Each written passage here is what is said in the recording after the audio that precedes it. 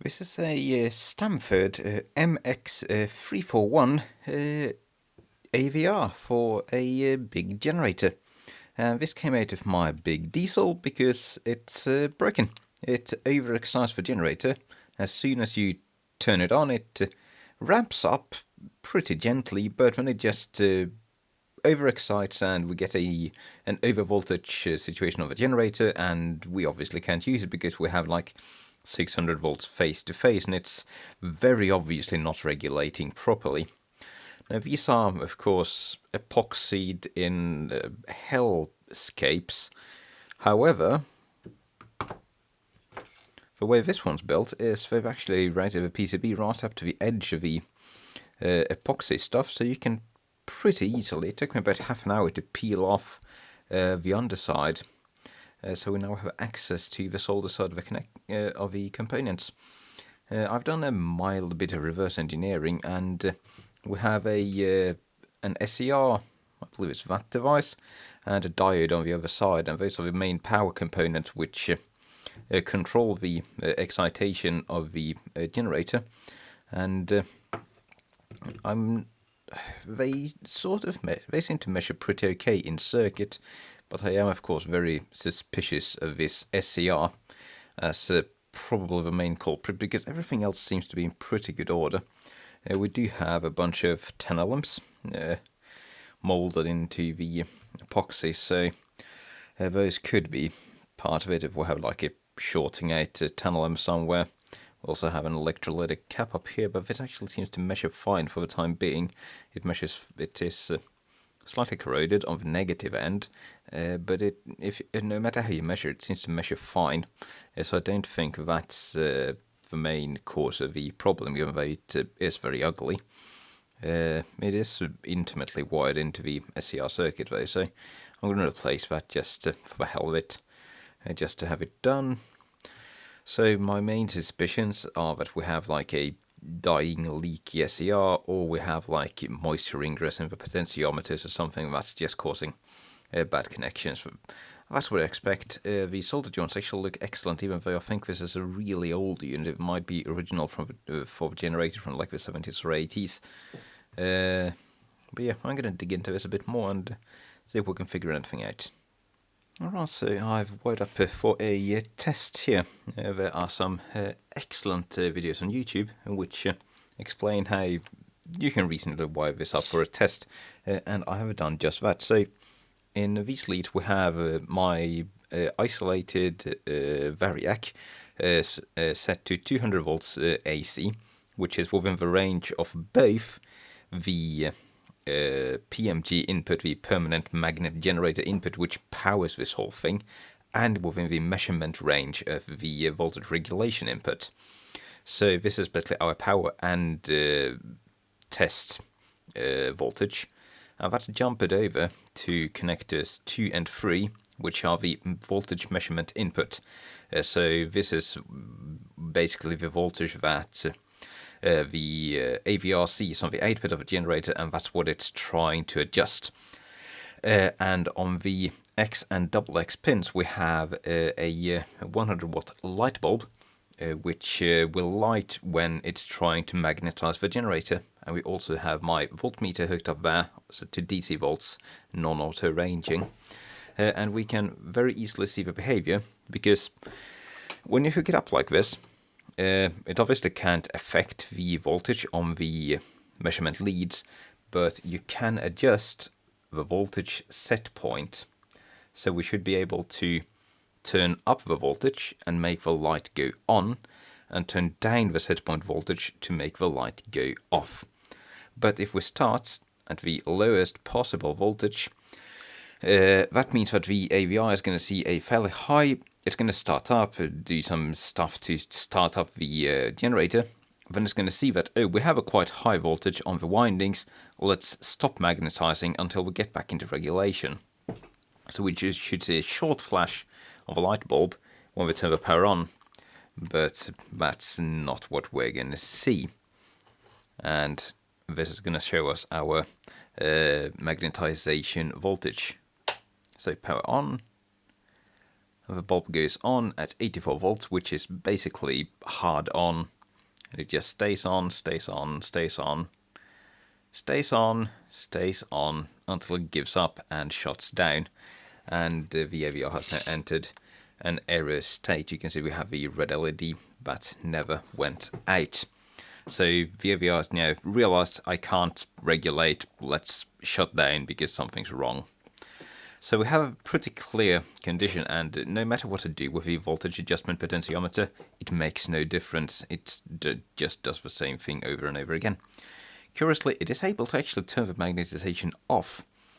So I kind of doubt that the triac, the SCR, is bad, because if that was bad, I would sort of expect it to just be on forever.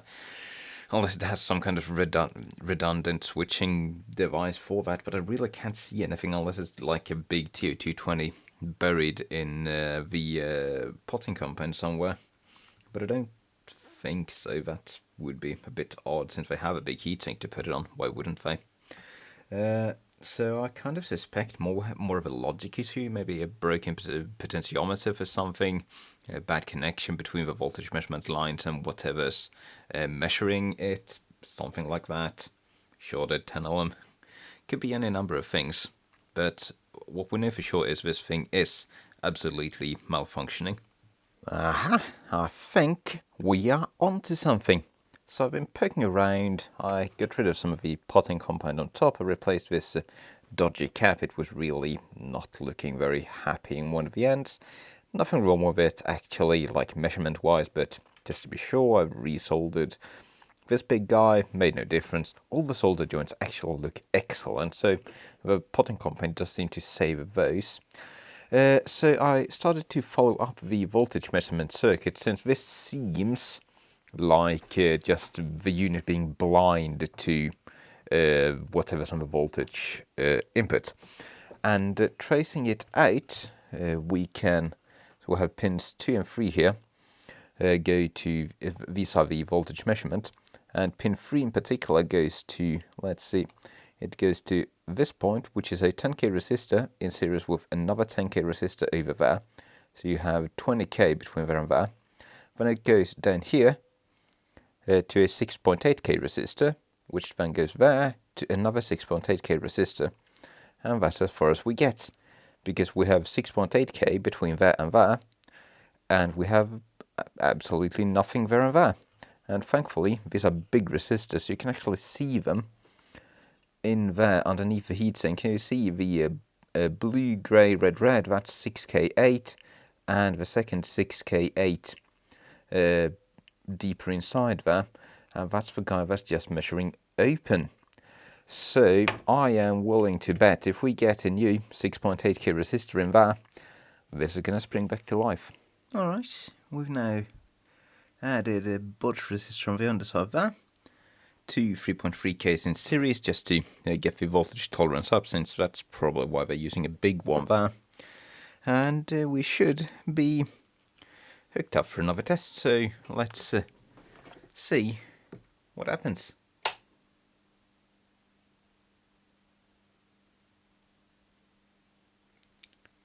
So that's certainly a difference. Now it does absolutely nothing. And the LED is lit, so it's angry, but at least something's happening.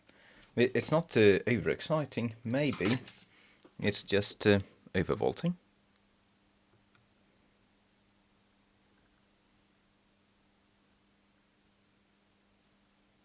No, it's just doing nothing. Interesting. What's the difference? Actually, I take that back. Look at this.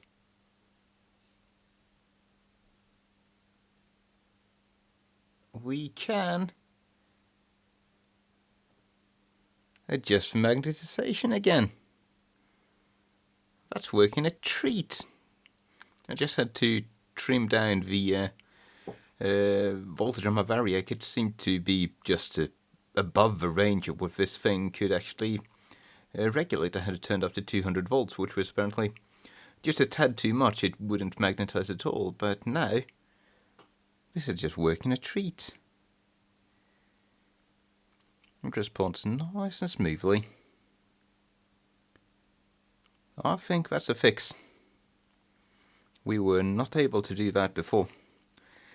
It was completely blind to the input voltage. So, doesn't that make me a happy camper? Saves me a significant amount of money buying a new one of these. The generic ones are like $100, but the actual brand name Stamford ones are like 500 plus. This is not a cheap device unless you buy generic garbage. And this one has become repairable, which is more than you can say for most of them, since we don't have the glued on bottom anymore. Huh. Isn't that a nice surprise? It's just a broken resistor. Beautiful. That's my ugly repair. So I didn't have any big enough 6K8 resistors, so I took 4 6K8 half-watt resistors and put 2 in parallel, 2 in series. And that seems to work reasonably well. They seem to be running at about 50 degrees C, which is probably roughly what the old ones ran at as well. And the unit seems to be working just fine. Let's see if it's errored 8. It should be powered on. So raise the voltage. Yep. We're getting good regulation. We're viewing the magnetization voltage via the multimeter on top of the light bulb. So I'm happy to call this a fix. I'm gonna pot this back up with some whatever stuff I have at hand, see how I do the mechanical stuff, and then I guess I'm gonna just take it out for a test run in the actual genset. But yeah, this is gonna be a fix, so I think we're gonna end this video there. The resistors underneath there, they are apparently important for voltage measurement. Cheerio.